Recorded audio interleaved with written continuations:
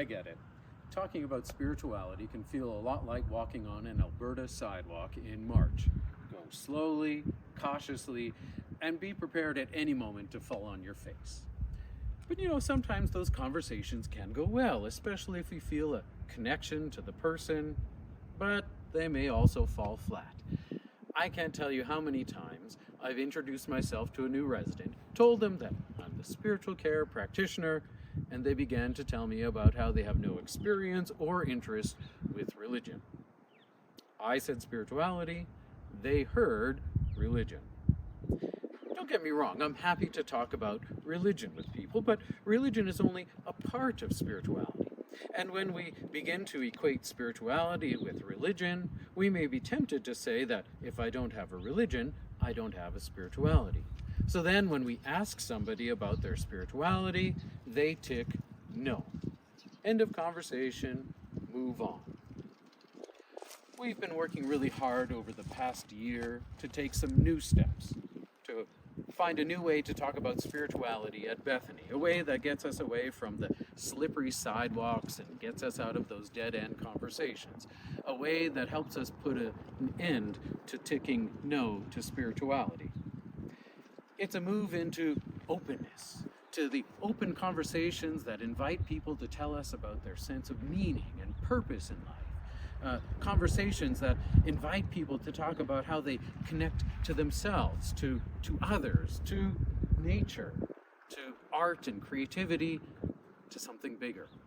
And that something bigger might be God with a big G. It might be their sense of the interconnectedness of all living things. It might include some parts or all of a religious tradition, but either way, we're not held back.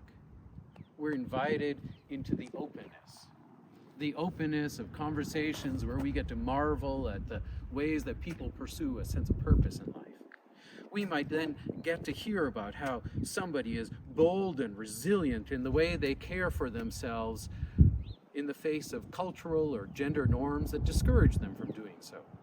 We might get to hear about how somebody uses music and art as a way of finding inner peace, of serving others, or maybe changing the world. The conversations are then not even just open, they're exciting. And for you who work in our corporate offices, sometimes bumping into each other during the day only gives you the chance for a quick hello. But there might also be a few precious minutes where you get to hear about how somebody who works down the hall is following their sense of purpose and meaning in life through their work, through their volunteering, or in some other aspect of their life.